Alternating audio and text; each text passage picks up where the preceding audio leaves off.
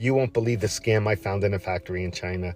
Tell me what you think. So I go to China, I'm looking for popcorn and cotton candy machines, fun food machines, things like that. And I go to all these little factories and I find most of them are not factories. How do I know? Because they're showrooms. And when I said, well, where do you make this stuff? Show me how you make this stuff. Nobody could do it. Then I finally find this one place. It's about the size of 2 or 3 football fields. A very long building. Of course, there's offices.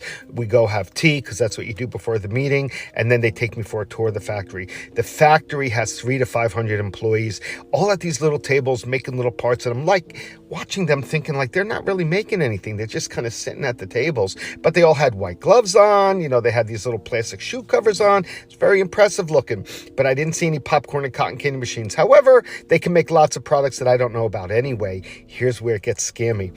I go back the next day because I was in the area and I had a few days to kill. So I just went back the next day. And while I'm talking to them, I said, can you show me the factory again? And the lady's like, oh, no, you don't want to see. You saw it yesterday. Nothing different. I said, well, let me just take. I didn't get enough pictures because I really want you to make the product. Obviously, you're a big building. You can make the product. I go into the back. There's maybe 4 or 5 people there. Nobody's at the tables. There were hundreds the day before, all sitting at their desk. And I'm like, they didn't seem like they were really working. That's what made me say, maybe I should go back and take another look. And the lady says to me, well, yeah, you know, we had 400 people, whatever it was yesterday, because we had a lot of customers coming that wanted to see the factory. And I'm like, so where are they today? Oh, you know, until we have jobs, we don't need the people. And I'm like, wow, they just filled up the seats for the guests so it would look like an impressive factory.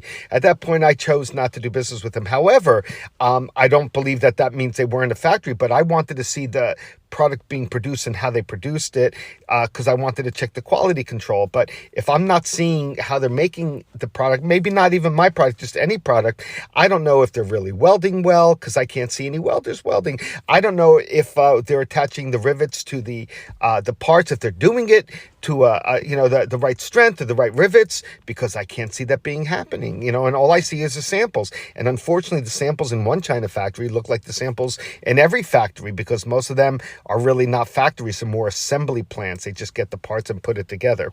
So what would you have done if you walked into a place like that?